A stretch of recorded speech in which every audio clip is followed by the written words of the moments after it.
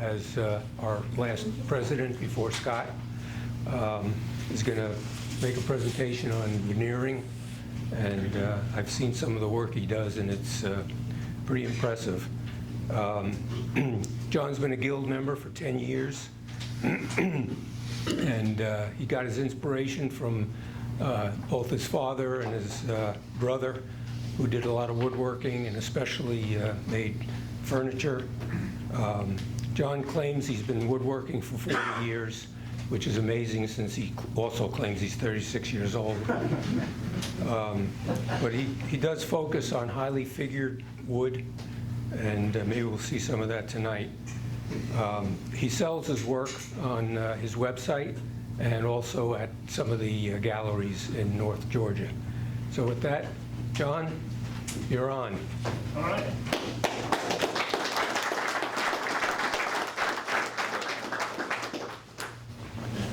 Thank you, Gary. So the way this is going to go tonight, hopefully, is I'm going to go through a slide presentation, and if there's any problem with the slides, of course, it's Tom's fault, not mine. And we're going to cover veneering, and this is primarily using veneer to create new works, new furniture, new boards, whatever you may be, boxes, whatever you may be doing. So when we get through with this presentation portion of it, I'm going to do a little demonstrating on cutting and book matching and double book matching and using mirrors to see what your work's going to look like, how to position the features you want in a piece of veneer so that they're prominent as you look at the piece of work. I've got several pieces of veneer that I brought. As Gary said, I like to work primarily in highly figured wood. I believe thoroughly in the philosophy that beautiful wood overcomes mediocre craftsmanship any day of the week. That's the reason I like figured wood. But I've got some woods here you may want to look at here and then over there on this table. And then Woodcraft has put some pieces of veneer, some little packages of veneer over there. So with that, let's jump into it. And I've made myself some notes that I'm going to make sure I remind myself what I wanted to talk about. What is veneer? It's decorating the surface of one material with another more attractive natural wood material. African ebony with ivory inlays were found in kings' tombs in Egypt. Back as far as 5,000 years ago, a veneered table was purchased by Roman orator Cicero, and Miss Cleopatra gave Julius Caesar a veneered table. So we're talking about an ancient art, much like Gary, ancient. So why do we do veneer? It's availability, affordability, and good use of highly figured wood. Examples of rare wood is this right here is rosewood. This is not Indian rosewood, but it is also rare, but not as rare and costly as Indian rosewood. This is curly koa, which you cannot. It's native to Hawaii, and you can't even get it out of Hawaii any longer. This is some ebony from Africa. This is waterfall babinga. Waterfall is the grain pattern in that. Babinga is the wood type. So one of the reasons is affordability. A cubic foot of wood would make 20 square feet of 4-quarter lumber, but the same cubic foot of wood would make 900 square feet of veneer. Veneers typically cut at about 1/50th of an inch in thickness. But you don't need to limit yourself by the thickness you see on the shelf or here or there. I'm going to show you in one of the later slides, I'm going to show you a project I did where I cut veneer myself using my bandsaw, and I cut it 1/4 inch deep for a very special purpose. Why does veneer have such a bad reputation in the American marketplace? After World War II and in the 40s and 50s, there was a lot of inferior performance of veneer. It was because primarily of poor wood glues at the time, as well as the substrates were used mainly MDF, plywood, so forth like that, and they were using a lot of unstable substrates. By substrate, I'm talking about whatever you apply the veneer to, we typically call it a substrate, whether it's MDF, and MDF in this world is not a bad word. If you get furniture grade MDF, it is very, very, very stable. And one of the pieces of wood here, Robert, would you take that yellow curly ash here? Yeah, right there. That's using furniture grade MDF as a substrate, and this is curly ash coming around now. Just make sure I get the babinga back.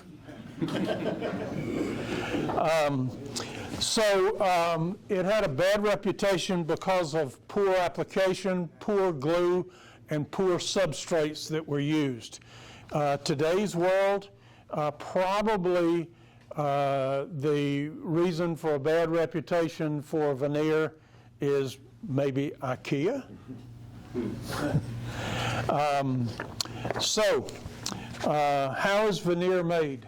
There are typically 4 ways to make veneer, and in all 4 cases, as I understand it, the wood has to be immersed in water, has to be soaked in water to soften it and make it more pliable and easier to cut. So the first method is cutting it on a lathe. You remove the bark and you put the headstock and tailstock on a large lathe. I'm talking about a 12, 15, 18-foot lathe with knives, and as the wood spins, the knife is stable and it peels off the veneer. The second way is rift slicing, where you quarter up the log and just with a knife you come down and slice, slice, slice, slice. Half round slicing is rotating much like on a lathe, but the knife is stable and the wood moves past the knife. And then quarter slicing is like quarter sawn wood. You cut it into 4 quadrants, and then the wood stays stable and the knife moves and cuts the veneer. Typically, I think I said what you buy off the shelf is typically 1/50th of an inch in thickness. Raw versus paper-backed. You probably have seen paper-backed veneer. It is very easy to work with. It doesn't tend to wrinkle and curl and so forth like that. But it usually is 1/1000th of an inch in thickness, which means you can let it look at sandpaper, but you can't do much deeper than letting it look at sandpaper. For my work and my preference is to use raw veneer without any sort of backing on it. And once you get a little bit of experience, you know how you can sand it and what the tolerances are for sanding and when to stop. And if you don't know, you'll find out pretty quick. There are some terms you need to understand when you talk to people about veneer and you're buying veneer. A flitch is probably the most foreign word when you first begin dealing with veneer, and a flitch is a stack of veneer sheets all cut in sequence. And book match is another term, and book match is when you take two pieces of veneer that are sequentially cut and you open them up like that to make a larger panel out of it. It's called book match. And then double book match is the same principle, but then you also have a second set of book matched panels. So you do 4. And I'll show you some things with book matching and double book matching as we go along here. With some woods, you don't have much movement at all when it's cut into thin veneer. Maple is a good example of that. Cherry is a good example of that. Mahogany is a good example of that. A bad example of curling and waving of veneer is crotch walnut, crotch mahogany, things like that. And they're often very, very, very brittle. They crack easy, they chip easy, and they potato chip easily. So when you're trying to deal with curly or potato chipping or whatever you want to call it, veneer, to get it flat, get it relaxed is maybe a better word. Get it relaxed where it is usable, because if you try to just glue up a really, really potato chipped piece of veneer, it's going to crack and split as you apply pressure to it to glue it down to the substrate. So there's an easy way to overcome that, and that is by using a product. You can probably buy it off the shelf out here. Milton, do y'all carry veneer relaxing? We do. Okay. You can, Tamer. it's what? It's called tamer. Veneer tamer. Veneer tamer. Veneer All right. softener. Say again? Veneer softener. Veneer softener. I make my own, pretty simple deal. Let's see, the formula that I use is 4-part, and my notes will be on the website in a day or two, whenever Tom can post it, along with this slideshow. And the relaxing solution that I use is 4 parts of water, 2 parts of glycerin, and glycerin you can buy at Kroger or Publix or Walmart or whatever for probably a 6-ounce bottle like that for $3 or $4 or something. And 1 part alcohol to make the rest of the solution evaporate or flash off. And often people say 1 part of wood glue. I never use wood glue in my solution, because I believe that there will be occasions where the wood glue will seal the pores of the wood, making it splotchy and hard to, sometimes it won't even accept a dye or a stain because it's been sealed with that wood glue. But there are a lot of people that recommend it. For my money, I skip it. I don't use wood glue at all. I'm just afraid of making it impossible to dye or color. So when you, and the way I do it is with a spray bottle or a spritzer bottle, whatever you want to call it. I put the sheets down and I get them just totally soaked, flip it over, totally soaked again, and then I put it between sheets of what they call Newsprint. newsprint. Thank you, Jim. But not newspaper with black ink on the newspaper. It's got to be a paper that is absorbent, porous, absorbent, with no coloring, because you don't want to take today's headlines and have that as part of your veneered solution.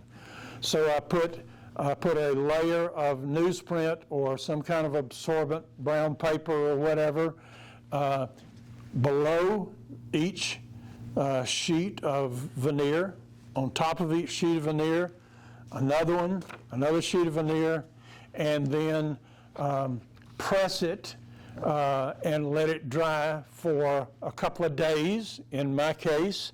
And I always try to do things longer than general suggestions to make sure it dries and cures and whatever. Gary? Okay, at the big box store, is that the same stuff, the brown on the roll that they used to put down on the new floor when you go in a house? The brown. That is brown, that's a good question, Gary. That is brown paper. I don't know whether that is porous and absorbent enough to pull the moisture out. I don't know the answer to that question. Somebody might. You're not, okay. I knew it was Yeah, paper. I know what you're talking about, but I'm not sure that's absorbent enough to pull the moisture out. Art? Where do you get the newsprint? I got a source. Okay. First off, the stuff that they put on the floor, most of it has some kind of glue on the back, so it sticks to the floor. You don't want to use that because of the glue. If you go to a place like Costco that sells bottled water by the truckload, they'll have a stack, then they'll put this sheet of thick brown paper between each stack. It keeps the pallet from falling over. They'll have it in their paper towels and their toilet paper and water, and they'll give them to you. They're about 4x4 square sheets, so you cut it up, get all of it you want for free. Good, thank you, Jim. Thin cardboard, right? Kind of Yeah. like, I know what you're talking about now. What about undyed paper towels, just white paper towels? White paper towels, Mark, that's a good question. White paper towels might work if the fibers of the paper towel wouldn't turn loose and stick to the veneer. I've never tried it, so I don't know. That would just be a random word of caution about using paper towels. My understanding, the brown paper you see like at a nursery store to put in your trunk, that's got a wax treatment or something. Yeah. Because I've seen water actually puddle up on it. I don't think that would work. Nope, that would not. You To keep liquids from going through. You should be able to generally feel, if you're looking at different types of brown paper and newsprint or whatever, this has got a hard surface on it, a waxy surface, splash a little water on it, spit on it, or whatever you want to do. And does it feel like it would absorb water, or does it feel like it would puddle and repel water? Somebody else had a question. Yes, ma'am. There's like a box of rags that you can buy that feel kind of like Kleenex, but they're lint-free. That might work. They're absorbent for sure. It's a real thin material. It comes in a box about this size, I think, at Home Depot or Lowe's, and just Well, I don't want to be a naysayer, but I wouldn't, I've never tried that, but I wouldn't encourage you to do that, because what you want to do when you're drying curly or potato chipped veneer, you want it to dry to a flat piece. And if it's cloth, maybe it doesn't have enough body to it to create a flat piece. I'm not trying to naysay your suggestion, just a random response. Yes? Where do you get your paper from? I get mine usually at a gift wrapping place or something like that. And I just, Say art stores would probably have it. art, yeah, Search for newsprint roll, and it's all over the internet. So yeah, it's easy to find. yeah. How about the rolls of brown paper you buy at Home Depot? That's what I was talking about. I don't know the brown paper you buy. That's a screw. That's not crazy at all. Yeah. What you're looking for is almost soft, but obviously absorbent. Yeah, that stuff absorbs like crazy. So the stuff you order online and it comes in with that brown paper in there, that's the stuff you want, right? Well, The packaging? maybe, but I mean, there's 1,000 people that'll ship you stuff, and I'm sure there's 1,000 different papers they use. I don't think it's an easy answer, exactly what paper should you use. Yes, sir. Yeah, if you're used to doing, smoking briskets on a barbecue, Huh? you want to try peach paper. There's peach colored butcher paper that has no waxes, no additives, and that's what you wrap your briskets in Yeah, yeah. when you're smoking them, and it'll work really well for us. Very absorbent. Yep. Yes, sir. Jackie, just a word of caution on getting material to absorb the moisture is if you're going to buy some material, make sure that it doesn't have a high recycle content to it, because you can get color in that recycle that you don't anticipate, and it'll end up messing up your veneer. Yep. That's experience, okay? So- I used some cheap newsprint that was used for packing, and it's all recycled, and it's got color throughout it, and it'll mess you up. So when I'm satisfied that I've got somewhat absorbent paper between all the layers of veneer, what do I do next? I put it on a flat surface, a workbench or a table or something like that. I put a piece of plywood or MDF, thick as I can find in my shop, on top of it, and then I find everything that feels heavy that I can lift in my shop and put on top of it. And then I'll check it in 24 hours or 48 hours or go back in 72 hours or whatever, and just take the weight off, take the plywood off, feel the veneer, and is the veneer, does it feel like it's dried out? Now, you want to do this almost immediately before you use it, because if you're using a relaxing solution like I use that does not include wood glue, it will try to go back to its potato chip form. It's got muscle memory or whatever you call it. If you use the glue as part of your formula, the glue helps it stabilize to a flat piece. But I think the risk of splotching and blocking coloring is far overrides that. And if it doesn't feel like it's dried out enough, stack it again, put some weight on it, go back in 24 or 48 hours and check it out. But be ready to use it pretty soon after you pull it out. And by pretty soon, I mean like in a day, not like in 20 minutes. John, Yes, sir. I have found that if you put this stack of veneer between two pieces of melamine, let's say, Huh? it won't dry in 2 weeks. But the way you get it to dry is, after 6 hours, you take it apart, change the paper. And when you take the wet paper out, that's where the vapor's going. Put dry paper in it, 6 hours later, do it again. Change the paper 3 or 4 times in a couple of days, and it'll dry. All right. So I want to talk about cutting for just a minute. The method the tools that I use to cut are these 3.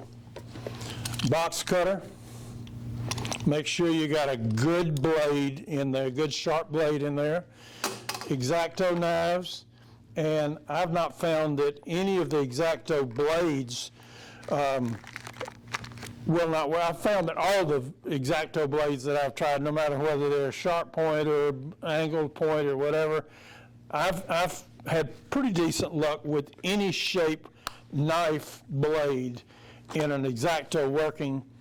And then this is a veneer knife. This is a veneer saw, thank you. A veneer saw. I use this some, but I primarily use X-Acto knives. The reason I don't use this in all cases probably relates to I'm not as skilled as maybe some people would be, but when you're cross-cutting a thin veneer with a saw with teeth in it,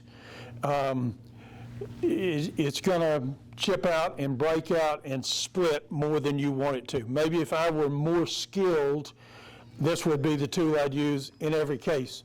But I'm not, so I don't. The best tool ever for cutting veneer is this. And Milton, do y'all sell these? Okay. This is a cutting guide. I don't know what the heck you really call it. What? Sanding block. What? A sanding block. Sanding block? I got 2 of them I use for doing RC airplanes. You put adhesive back sandpaper in there, and it makes a great straight edge. You lost me. The company logo is on the I side. didn't mean to illustrate. Okay. Yeah, this is, Safety. Alvin is the company, Safety Cut. It's a drafting tool. Alvin makes drafting tools. We use it for a straightener. You can hold it down with one hand and, or put your wrist on it and draw. You can do a lot of things with it, but it was originally designed for drafting. I joined the National Guard before I got drafted. So, yes, sir. One quick question on your cutting. We've got a couple different pieces of veneer. Some of it's a little bit stiffer. If you're cutting it with your box cutter, if you don't get a full cut all the way through it, would you cut it again, or can you snap those? I would not snap it. I'd cut it again. And the key to that question, to me, is not cutting it again. It's making light cuts, multiple light cuts. Because if you're, strong as you can, yeah, I've lived a life of if 5 pounds is recommended, 40 is better. But it doesn't always work, particularly with veneer. It's a one-tooth saw in your hand. Do what? A one-tooth saw. Yeah, one-tooth saw. So the reason I use this is I've almost cut the ends of my fingers multiple times. With this fence here, when I'm cutting, I mark my cutting area. I hold with my fingers and my hand or my arm or whatever on the side of the fence that's away from the knife. Because when you're cutting veneer, it is so easy to accidentally follow the grain line instead of the ruler, and before you know it, you've let your knife jump up and it's headed towards your finger.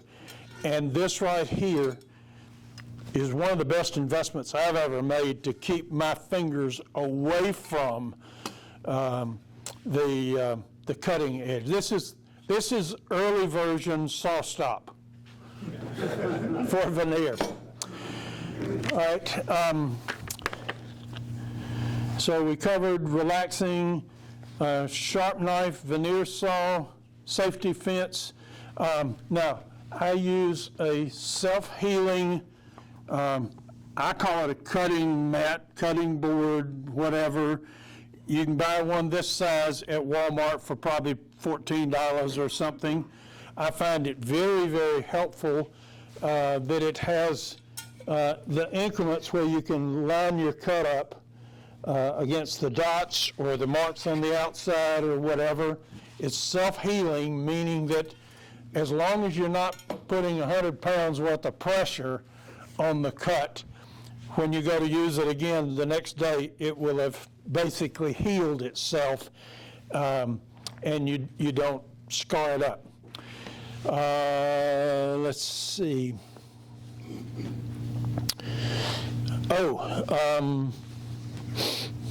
Always cut over your final dimensions. Don't ever, or let me say this, I don't trust myself to cut to final dimension of my product, final dimension on the veneer, and then assume that I can position the veneer exactly on the substrate and not have it drift or shift or move or whatever.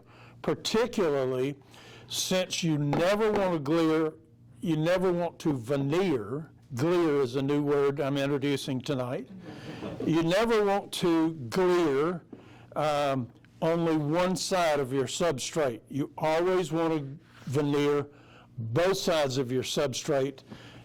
If you don't, you will often wake up the next morning and your board that you veneered to has reacted to the glue and has curled and lifted. So I often also, when I'm using expensive veneers, I use a cheaper veneer on the B side of what I'm doing and an expensive veneer on the A side. I have a lot of basic cherry, low-figured veneer, and I often will do basic cherry veneer on the B side and exotic stuff on the top side. Other tools, this is a hammer. This is a veneer hammer, and when you are veneering and you want to get the bubbles out, the way you use a veneer hammer is like this, to push the bubbles from the center of the veneer out to the edges and then make them go away completely. This is the same principle. This is called a J-roller, and with a J-roller, I'm pushing the bubbles from the center out towards the edge and hopefully away from the veneer, getting rid of the bubbles altogether, hopefully. Tool-wise, I think that covers it. Taping. There are three types of, actually 4 types of tape you might want to use in veneering. This right here, these are the 2 most common types. And this is the 4th, right here. Jim, you want to pass that around? These are pre-glued tapes. They're paper tapes. The paper is very, very thin. The way I apply it is I've got a little postage stamp liquor that your mom has sitting up somewhere. Let me borrow that for you. And I just basically wet the sponge, pass glue side down, and wet the tape. Now, the 3 paper tapes that you use for veneering to hold 2 pieces of veneer together, or to hold a piece of cracked veneer to hold the crack back together. There's a 3-holer, a 2-holer, and a no-holer. You're looking at a 3-holer and a no-holer there. So the no-holer has an advantage if you are using the model of removing the tape later with moisture, with water. It will come off easier. The reason for two holers is when you're scraping dried tape off, it scrapes well, and the 3-holer scrapes even better off. I always use 3-hole tape, and 3-hole tape, you don't want to use overlapping tape when you're using the 3-hole tape. It's just not stable enough. And then you can use not duct tape, but painter's tape or something like this to hold your veneer pieces together, or to hold the crack together. Just a second, David, and don't let me forget, which I'm typical of doing, is forgetting. That's one of my best features. You always want to tape on the A side or the face side of your veneer.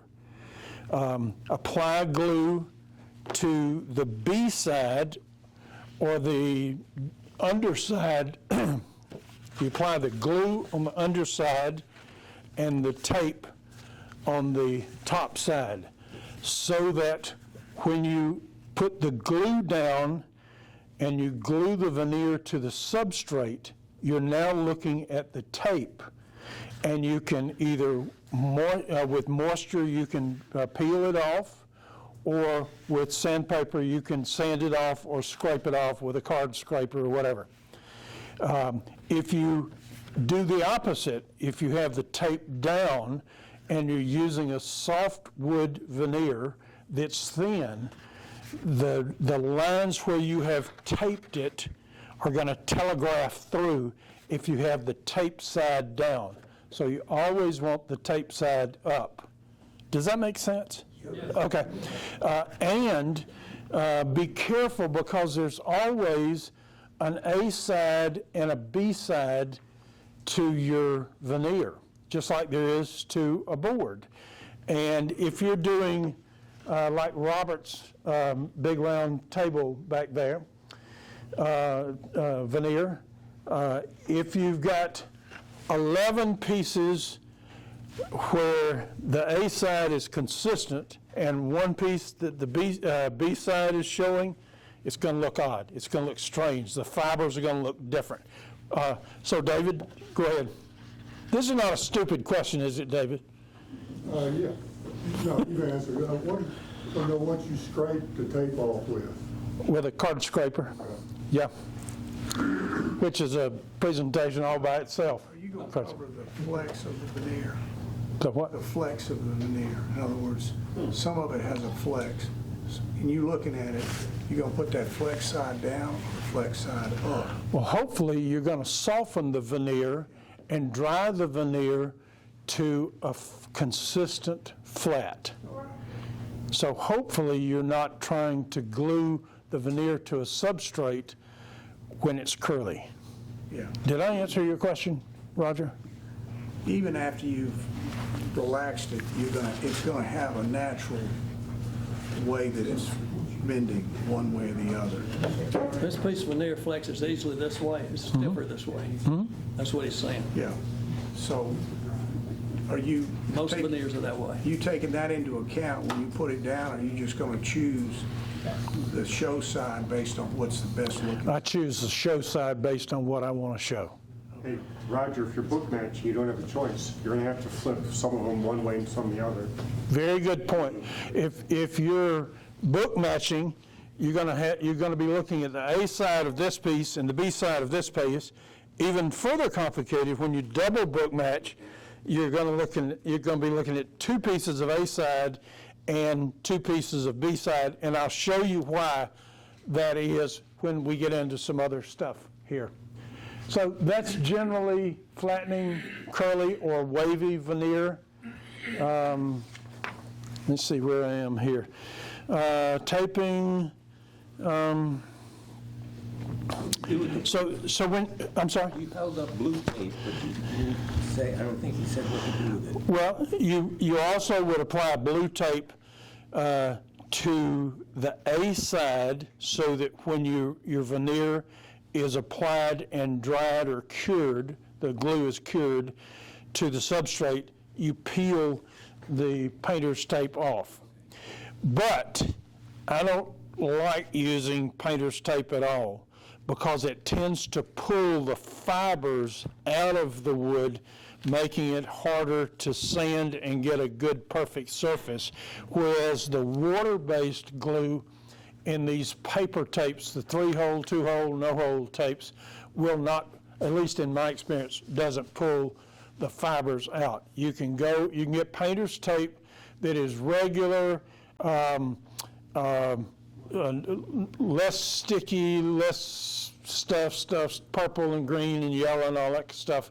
I still don't trust it. I use the paper stuff. And the paper stuff is so incredibly inexpensive. It doesn't matter. Have I missed a question so far? The thickness of the veneer, Yes, sir?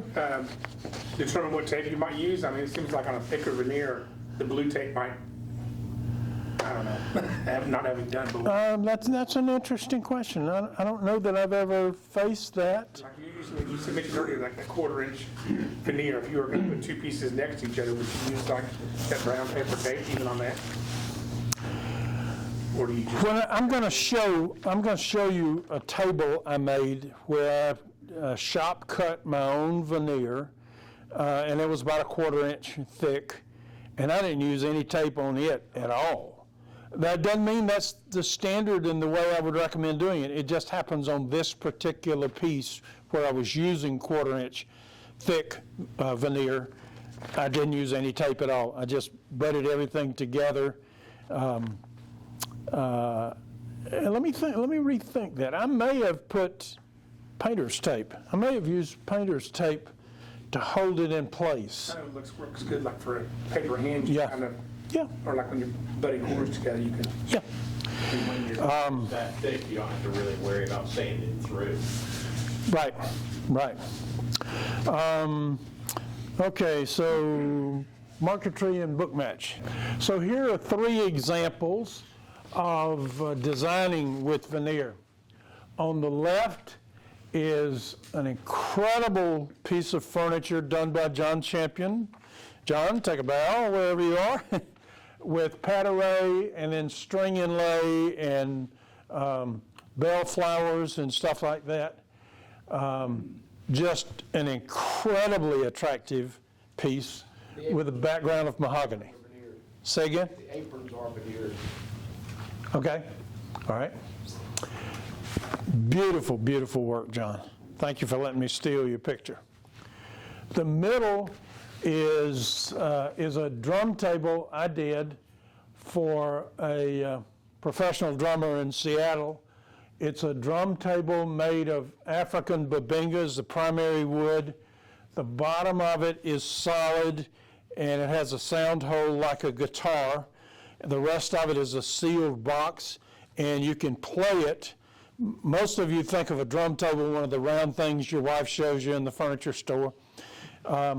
This piece right here has a sound hole in the bottom, so you play it like you would play a bongo drum, and the closer or farther away you get from either the sides or the ends, the tone changes.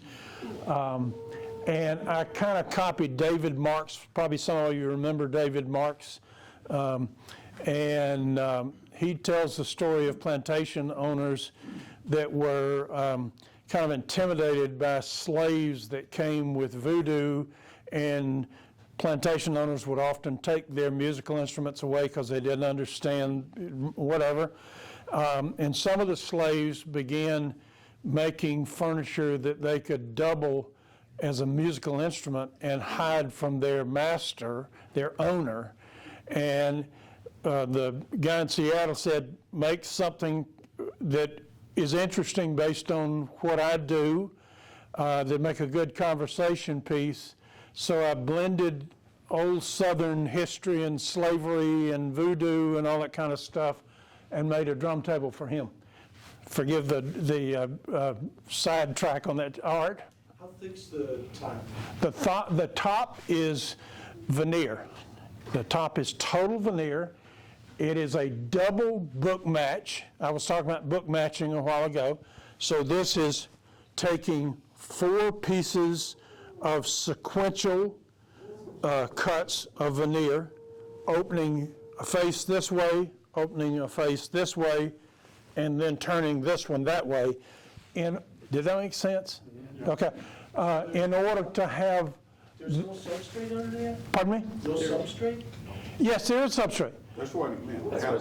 Oh, the substrate is either... How thick is it to make a drum sound? I think the substrate is 1/4-inch Baltic birch plywood, and it is veneered on both sides, but I used probably just basic cherry veneer on the B side, and I used olive ash burl veneer on the A side, and then I put a black streak down each of the 4 sides, and then I did a medallion in the center out of,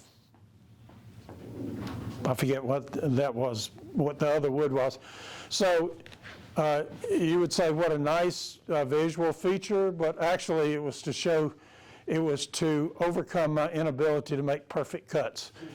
That bloodwood so that it wouldn't bleed. Bloodwood doesn't bleed, correct? I'm just asking. Gary, I'm waiting on the punchline to bloodwood not bleeding. Okay, all right. Since you brought it up, you mentioned earlier you cut your veneer oversized. What do you do to sneak up on your fit then? Do you sand it? Do you plane it? Do you? All of the above. All the above? Yeah, whatever's happening. I mean, whatever the piece calls for. And then the last table to the right is a table I made for a family with about 170-year-old house in Fitchburg, Massachusetts, between Lexington and Concord, like 1 if by day and 2 if by night or whatever it was, land or sea, yeah. And that is The primary wood is cherry. The veneer is over either I think a 3/4 inch furniture grade MDF, and it is bird's eye maple. The marquetry butterfly in it has 9 different species of wood, and I sanded African ebony and captured the sawdust and inlaid the sawdust to make the antennae for it, and then made a half coin on the back to cover up my inability to cut 12 pieces of angle to come perfectly together. So those are 3 different styles of designing. Now here's a table that I made with 1/4 inch shop cut veneer. These are 2 tables for the same customer. The wood is Osage orange. On the left is what they call a library table, and as long as they pay the invoice, I don't care what they call it. So I used a metal fabricator to do the metal legs. The top is Osage orange, and you can't see the top, but it's a gorgeous, incredible piece of wood. And I thought it would be interesting inside the triangles of the legs to put veneer in there to carry that design feature through. But that's 1/4 inch thick veneer. So when you talk about veneer, it doesn't matter whether it's a 1/50th of an inch thick or a 1/4 of an inch thick. And then on the table to the right, the desk or table to the right, you can tell the legs are skewed both ways. And I was frightened to death of doing this project. And John Champion helped me think through it. Jim helped me think through it. We talked about it several times. I was so deathly afraid of using solid wood that it would crack and split down the grain line and fall apart. So what I did was I sandwiched 2 pieces of 3/4 inch Baltic birch plywood, and in between a 1/2 inch piece of Baltic birch plywood. I sanded that together.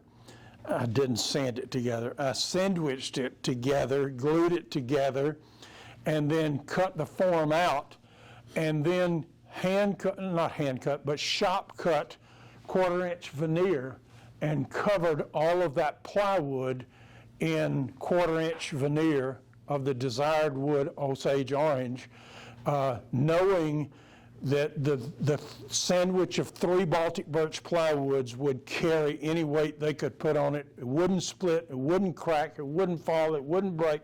I wouldn't get a call, come redo my table. Another example of veneer in a not often thought of way. Tom? What did you use in the middle of all the connections of the legs and the... That's a good question. I took a piece of hard maple, and I think I didn't have any that was like 4 inches thick or 2 inch, whatever that thickness is.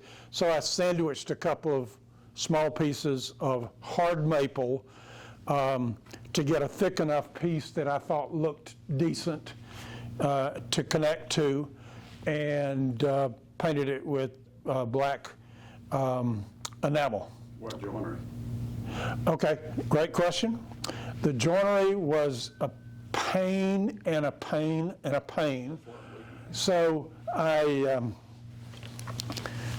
used pocket hole joinery, and then cut fillers to hide my pocket hole, and glued that in place and sanded it and so forth. John, when you veneer around the corner, Yeah? how do you get this to look like it's not glued together? I mean, to make it look like it's a solid piece? I'm asking. Well, can you hold on to that question for a minute? don't let me forget it, Gary, but it's another slide or so, I'll get to that. Substrates. Let's see, what, okay, you're one ahead of me, you leave it there, it's okay. So substrates, I use furniture grade MDF, but you always have to band MDF or plywood on the faces of the wood that you're not looking at the top of it. I use plywood, and I always use Baltic birch or whatever the other birch is. I want the maximum number of plies in whatever thickness of plywood I'm using, and I want the best grade so that they're not holes and voids that'll telegraph through the veneer. Avoid OSB completely. Don't let the words Home Depot or Lowe's come into the conversation when I'm looking for the plywood. I use layered birch plywood or stable pieces of wood. I think there's maybe one of the examples over there that's wood on top of wood as a substrate, may not be. And everything telegraphs through the veneer, so surface prep is of the utmost importance. So I'm not talking about surface prep on the veneer, I'm talking about surface prep on the substrate. Because if you've got wrinkles and blah, blah, blah, and whatever on your substrate, and you apply the veneer to it, it'll telegraph through the veneer, and it'll make bumps or ridges or whatever it may be. David, did I ever answer your question? Okay. I told you forgetting was my primary talent. Glues and gluing. I forgot a very important glue when I put this slide together, and that is hide glue, and hot hide glue even further. I don't typically tend to use those. I'm just too lazy and don't have a hot pot and all that kind of stuff. So typically, the things people think about gluing veneer to a substrate, contact cement. I do not like contact cement because it's rubbery and it'll move, it'll reheat. It's good for a while, but I don't like calls from customers that, why did this bubble up? It's too thick and inconsistent because I had a bad experience with it. Say that again, Mark? It's too thick. Yep. And inconsistent. Yep. You can't apply it consistently. Yep. Well, you can apply it. Well, you can't apply the glue consistently, but you can attach the veneer to the substrate by letting the glue dry on both sides and using like a dowel or something, and J-rolling it or whatever. CA glue is a solution. If I were doing a glue up of this size, I might use CA glue, but anything of any size, the CA glue is going to dry before you can get it all coated, and you don't have much margin for error with CA glue. I don't typically use that. Regular PVA glue, Type Bond is a great brand. I don't tend to use the Type Bond 1, 2, and 3 for veneer work.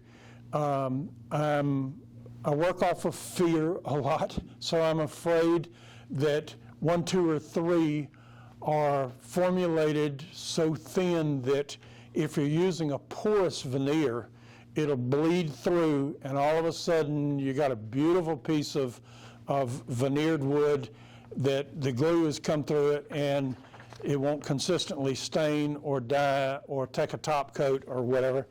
I do use the Type Bond cold press veneer glue, which is formulated to give you a very dark dried glue.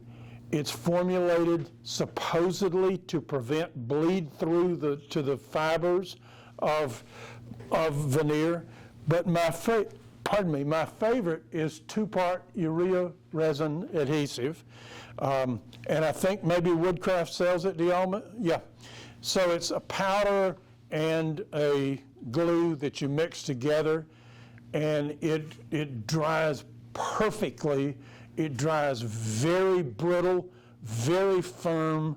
It won't shift, it won't move, it won't bleed through. So if you're doing an important job, my recommendation would be to use urea, and Unibond 800 is a good brand. Is that what y'all carry, Unibond 800? There are several different Unibond products, but you want to use the Unibond that is 2-part, a powder part and a glue part that you mix together before you spread it and attach the veneer to the substrate. Comes in 2 different containers or something? Pardon me? It comes in, like the powder comes in one bag or something, and then... Yeah, the powder comes, if I remember correctly, in a little cellophane or rubber bag or whatever that's generally taped to the outside of the bottle of glue. Milton, is that the word? Yeah. But there's several Unibond products, but you want the Unibond glue that is 2-part. That's where you get the value proposition of no bleed through, no risk of bleed through. I'm sure there could be a case where it would bleed through, but how do you clamp and pressure the veneer to the substrate until the glue cures and you have the least amount of bubbles and stuff as possible? So there are several ways to go about that, and that is when you've got the veneer applied to the substrate, trying to pull the bubbles out with a veneer hammer or with a J roller. So on the left is a mechanical caul fixture, tool, whatever, clamping thing, majig. Veneer press. Veneer clamp, I really think, is that. Veneer press is to the far right, at least in my vernacular. So you can put a lot of pressure on it using cauls, pushing down, a lot of parts to it. I've built those before and used them. Go bars, from Scotland that makes acoustic guitars, introduced me to that because you're dealing with the curvature of guitar faces and mandolins and so forth, violins. By the way, you know the technical difference between a violin and a fiddle? Does anybody know? Who's playing this? Well, little known fact. A violin has strings and a fiddle has strings. Bear in mind, I live in Cumming. Okay, so go bars are kind of an extension of mechanical caul clamping, and you use a flexible wood and you set the depth and stuff and you bend the little go bars and hold it down. That's a lot more time and energy and work than I'm interested in doing. I use 30 mil vinyl bags and a vacuum pump.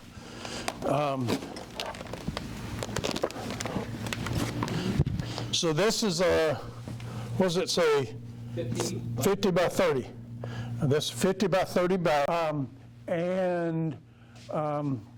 The reason I like it, it's simple to use, it's simple to create, it's inexpensive to create, and if you've got a board foot of wood, 12 inches by 12 inches, you got 144 square inches. If you're using a vacuum bag to vacuum press, in Atlanta, the atmospheric pressure is about 15 pounds per square inch. If you've got a 12 by 12 piece of wood, 144 inches, and you've got 15 pounds per square inch, you're putting 2,160 pounds of evenly applied pressure to your piece. And generally speaking, if you will do that, and when you first put it in the vacuum bag, if you'll take a J-roller and go over it and try to roll what bubbles are still in there out of it, you stand a reasonably good chance of a good flat outcome that's evenly pressed and level and stuff like that. I would caution you that the big failure I see in veneering small pieces is people fail to get the glue all the way to the edge of the substrate, and when it dries, you got a little bit of you pull your finger across the edge either way, and you didn't have enough glue on it. I've got several pieces, maybe Robert, if you'd pass them around, several pieces of various woods that are glued to various thicknesses and various types of substrate. What's that? Pardon me? What is that? That's maple.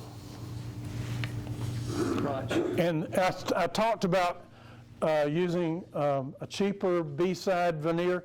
This is maple, a pretty highly figured and to my eye attractive piece of maple.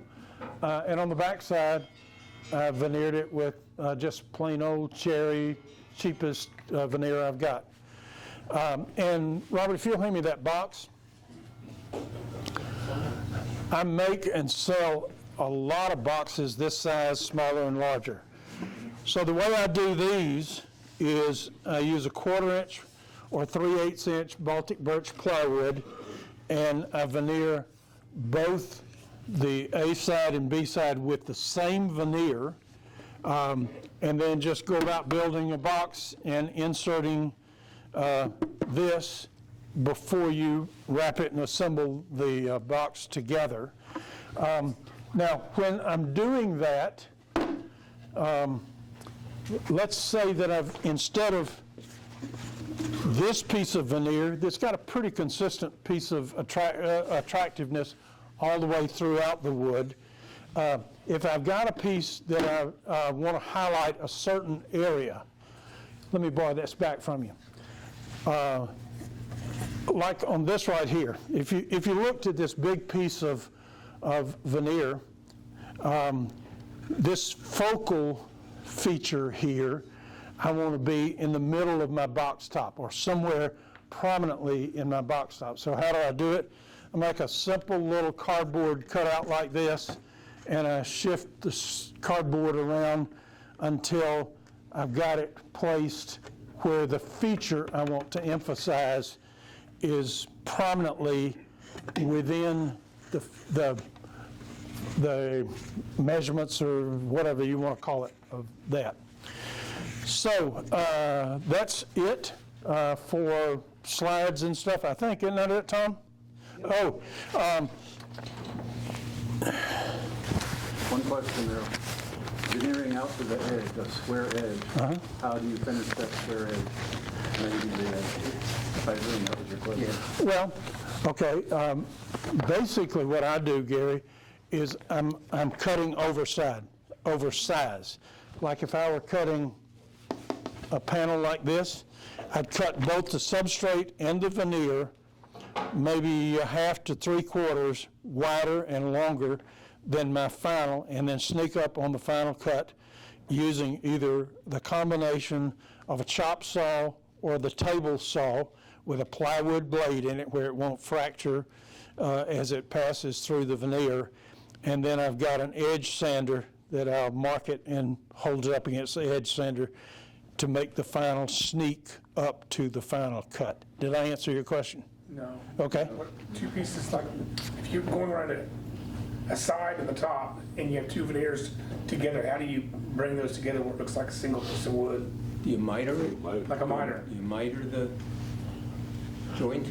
I'll be doggone, I'm still not understanding the question. Do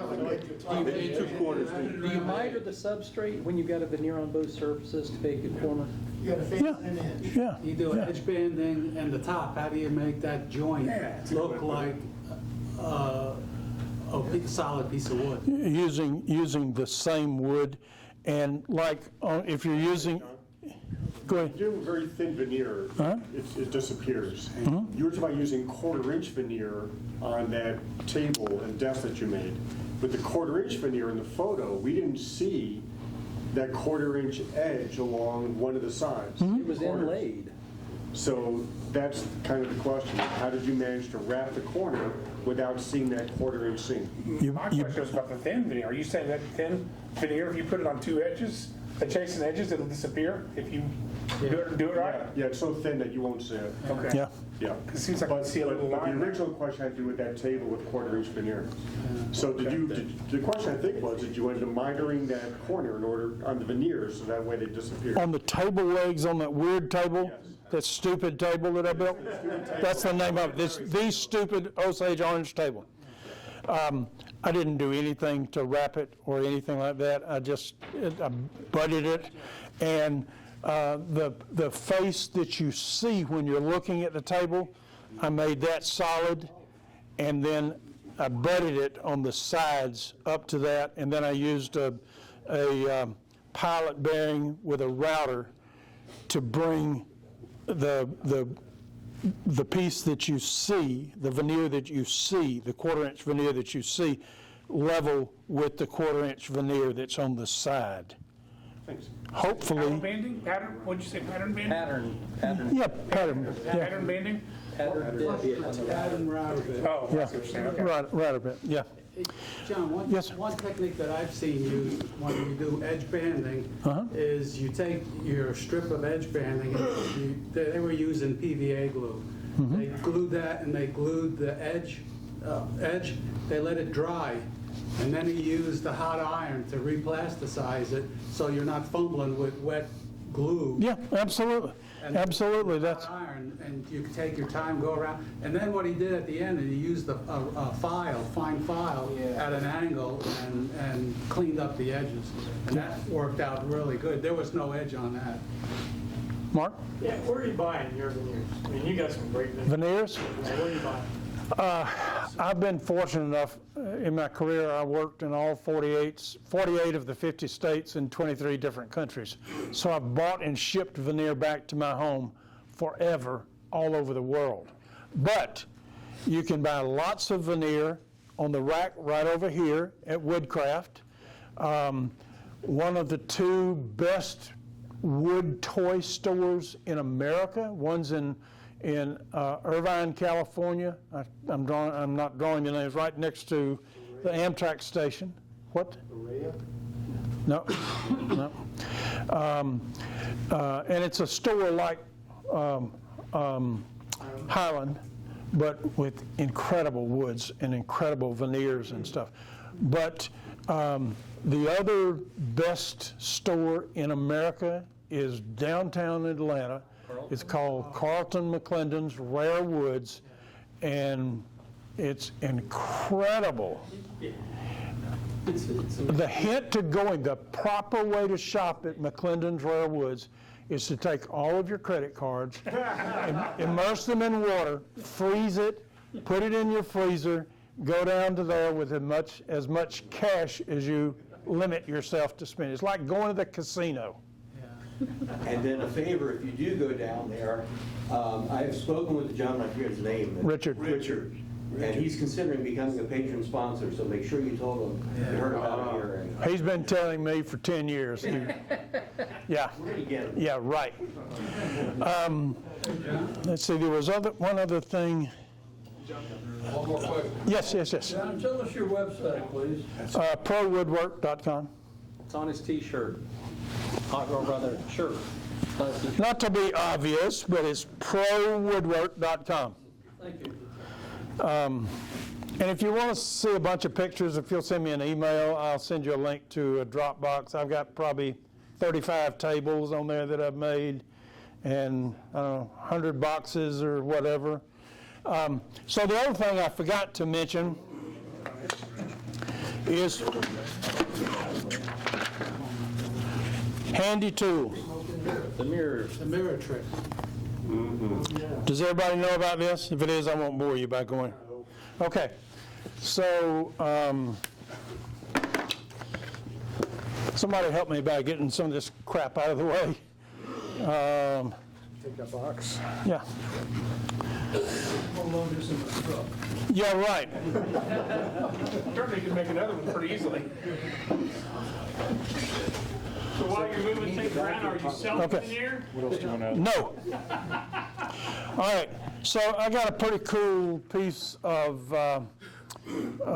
highly figured, I think this is, I can't even remember the name of it, doesn't matter. So I want to do a double book match out of this, 4 pieces, like that. So I want to get a clue what it'll look like and where I want the edges to be. So if I place this here and move it around, I get to see what this wood would look like, book matched or double book matched. Does that make sense? And then when I do that, I take a pencil and scribe the outside of this, usually a 1/4 to a 1/2 inch proud of this, so that I can sneak up on the final cut. And Mark, quit looking to find yourself in the mirror. Split in half. Is that a regular mirror, or is it a front surface? I don't think it's a regular mirror, but there's no reason you couldn't make this out of 2 pieces of 12 by 12 Walmart mirror with a piece of tape to let it hinge. But I bought this somewhere 20 years ago, and it works very well for my purposes. Larger size, in other words, for bigger projects? Is that, I mean, you have to have a larger size? That's a good question, Gary. I'm typically not doing book matching on a big, huge piece. I'm doing it on a small piece. So this fits my needs for everything I've ever done. Now, when you are cutting, all right, so you got several pieces of sequentially cut veneer, like yay, and you want to peel that open, and you got a book match, and then you peel this open with another one over here, and you got a double book match. I'll admit to you, with my sinful nature, I do not have the skill to cut these 4 to where they will butt up against each other solidly. I do not possess that skill. So what I do is when I get them rough cut, I use this, and I cut all 4 pieces at once, like yay, so that I have a chance of a good seam. And then I reinforce the seam with 2 or 3 hole paper tape glued to the A side. Once it's laid out, I glue the pieces together to seam the pieces together, so that I can lift the 4 pieces at one time and put it on the substrate. Bear in mind, I've got the paper tape on the A side, and the raw side has glue, and the substrate has glue. Glue it down, and then when the glue cures, I can scrape off the paper tape. You glue both sides? Both sides of what? The veneer and the substrate? Glue the... I glue both the substrate and the B side of the veneer. and the B side of the bottom veneer. Always glue, always veneer both sides so that when it dries and the water absorbs, you don't have a board that's got a belly in it. Forgive my mention of a belly. What do we do about voids in the veneer? I fill it. Great question. I tend to use Aqua Coat that you can buy here, which is a water-based product that fills accurately and very well. If you've got voids like this, like all the way through it, you'll have to use several coats of Aqua Coat. But the pumice and rotten stone, I'm just way, way, way too lazy to fool with any of that stuff. It's just too much like work. So the aqua, what was it, the aqua? Aqua Coat is a water-based product that is made for... Takes on the... It's a grain filler. It's a clear grain filler. It's a grain filler. It's water-based. You'll have to use 3 or 4 coats to get a glass-like finish. You sand whatever you're doing up to 220. Apply the Aqua Coat. Go back over the Aqua Coat when it cures 30 minutes later with 320 sandpaper, and repeat that process until you get a really, really good finish to it. And Aqua Coat is a great product, doesn't involve much work, involves having a plan and executing that plan and sticking to the plan no matter how many coats it may take for a specific piece of wood. It's a great product. I love it, and it's not heavy work. Yes, sir? On that, if you're filling a void, how do you keep the substrate from showing through? Do you tint the Aqua Coat? Well, you can dye the Aqua Coat, and with Aqua Coat, you can either dye or stain it after you have applied it, sanded it, and you've got a cured product on your hands.